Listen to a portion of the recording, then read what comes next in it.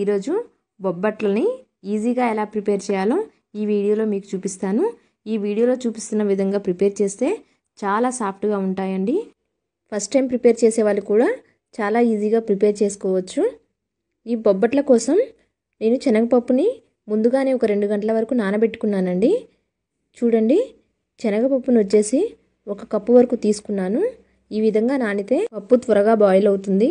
Next process వచ్చేసి పైన పిండి కోసం మైదాని యూజ్ చేస్తున్నాను. మైదా పిండిని 2 కప్పుల వరకు తీసుకుంటున్నాను. దీంట్లోకి చిటికెడు సాల్ట్ని యాడ్ చేసి కొంచెం ఆయిల్ని యాడ్ చేస్తున్నానండి.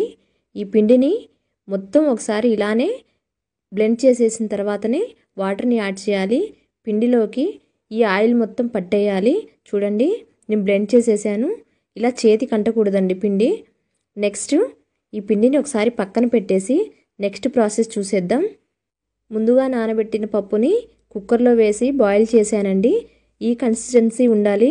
మరీ మెత్తగా ఉన్న బొబ్బట్లు టేస్ట్ ఉండవండి. నెక్స్ట్ బెల్లాన్ని 1/2 కప్పు వరకు తీసుకుంటున్నాను. కొంచెం స్వీట్ ఎక్కువ తినే వాళ్ళైతే కొంచెం ఎక్కువైనా యాడ్ చేయొచ్చు. నేను 1/2 కప్పు వరకు మాత్రమే యాడ్ చేశాను. ఇలా కరిగించుకున్న తర్వాత 5 మినిట్స్ వరకు ఉడికించాలండి. ఇలా ఉడికించిన తర్వాత ముందుగా బాయిల్ చేసిన పప్పుని మిక్సీ పట్టేశాను. మరీ మెత్తగా పట్టొద్దండి, కొంచెం పప్పు కనిపించే విధంగానే పట్టేయాలి. పప్పును మొత్తం బెల్లం సిరప్లోకి యాడ్ చేసేసి 5 to 10 మినిట్స్ వరకు గ్యాస్ని లో ఫ్లేమ్లో పెట్టేసి ఉడికించాలండి. ఈ సిరప్ అంతా ఇంకిపోయి గట్టిగా అయ్యే వరకు ఇలా కలుపుకుంటూ ఉడికించుకోవాలి. లేకపోతే పప్పు అడుగున మాడుతుంది. అలాగే ఇలా కలుపుకుంటున్నప్పుడు పప్పు దగ్గరకు అయ్యేటప్పుడు కొంచెం నెయ్యిని యాడ్ చేస్తున్నాను.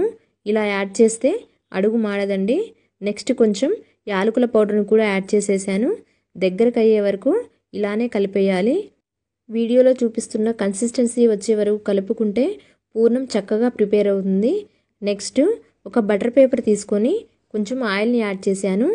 అలాగే ముందుగా ప్రిపేర్ చేసుకున్న పిండిని కూడా కొంచెం ఇలా తీసుకొని పూర్ణాన్ని ప్రిపేర్ చేసేసి పైన పెట్టేశాను. ఇలా మొత్తం క్లోజ్ చేయాలి. నీట్గా ఇలా క్లోజ్ చేసిన తర్వాత పైన కూడా ఒక బటర్ పేపర్ని తీసుకోవాలి. ఆ పేపర్కి కూడా ఆయిల్ని కానీ నెయ్యిని కానీ రాసేయాలి. ఇలా మొత్తం కంప్లీట్ అయిన తర్వాత ఆ పేపర్ని ఇలా పైన పెట్టేస్తున్నాను. నెక్స్ట్ చేతి వేళ్ళతో ఒకసారి ఇలా అదిమేసి చేతి వేళ్ళతోనే వెడల్పుగా ఇలా ప్రెస్ చేయాలండి. మరీ గట్టిగా ప్రెస్ చేయొద్దు.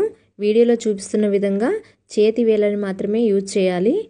ఈ ప్రాసెస్ అంతా బటర్ పేపర్ లేకపోయినా ప్రిపేర్ చేయొచ్చండి. కానీ ఫస్ట్ టైం ప్రిపేర్ చేసే వాళ్ళకి బటర్ పేపర్ ఉంటే చాలా ఈజీగా అయిపోతుంది. ఇలా ప్రిపేర్ చేసుకుంటే బొబ్బట్లు చాలా టేస్టీగా ఉంటాయండి. అలాగే వీటిని ప్యాన్ మీద వేడి చేసేటప్పుడు కూడా లోపల ఉన్న పిండి బయటికి రాకుండా చాలా ఈవెన్గా స్ప్రెడ్ అయిపోతుందండి. చూడండి ఎంత చక్కగా ప్రిపేర్ అయిపోయిందో.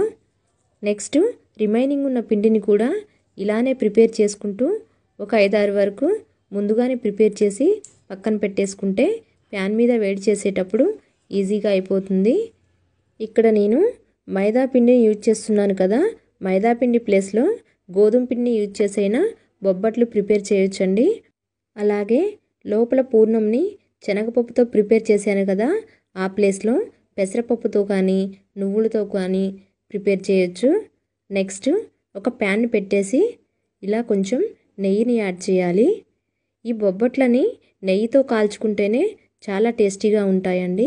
ముందుగా ప్రిపేర్ చేసిన బొబ్బట్టుని బటర్ పేపర్తోనే ఇలా యాడ్ చేసేసాను. చేత్తో అయినా యాడ్ చేయొచ్చండి. బటర్ పేపర్తో అయితే ఈజీ అవుతుందని చెప్పేసి బటర్ పేపర్తోనే యాడ్ చేశాను. వీటిని లో ఫ్లేమ్లో పెట్టేసి పైన కూడా నెయ్యిని కొంచెం అప్లై చేసేయాలి. నెయ్యిని అప్లై చేస్తేనే బొబ్బట్లు చాలా టేస్టీగా ఉంటాయి. ఇలానే 2 వైపులా కూడా ఈవెన్గా కాల్చేయాలండి. వీటిని ప్రిపేర్ చేసేటప్పుడు పైన పిండి కన్సిస్టెన్సీ అనేది మంచిగా ఉంటే లోపల ఉన్న పూర్ణం అనేది బయటికి రాకుండా చాలా బాగుంటుంది. పిండి కన్సిస్టెన్సీ అనేది మనకి చేతికి అంటకూడదండి.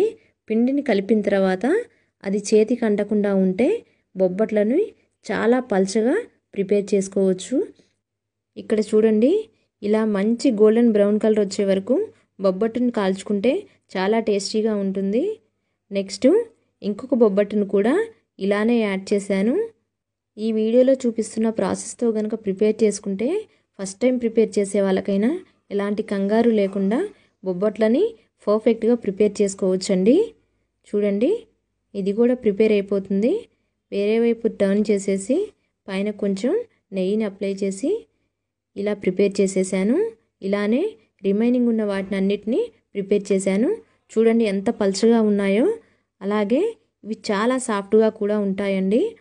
మీరు కూడా ఒకసారి ఇలా ట్రై చేయండి. ఎలా ఉందో నాతో షేర్ చేసుకోవటం మాత్రం అస్సలు మర్చిపోవద్దండి. నెక్స్ట్ ఒకసారి ఈ బొబ్బట్టుని ఇలా ప్రెస్ చేసి చూపిస్తున్నాను. చూడండి ఎంత స్మూత్గా ఉందో మీకే అర్థమవుతుంది. చాలా సాఫ్ట్గా ఉంటాయండి ఇలా కనుక ప్రిపేర్ చేస్తే. చూశారు కదండి నా వీడియో కనుక మీకు నచ్చినట్టయితే నా వీడియోని లైక్ చేయండి. అలాగే మీ ఫ్రెండ్స్కి షేర్ చేయండి. నా ఛానల్ని తప్పకుండా సబ్స్క్రైబ్ చేయండి. Thank you for watching.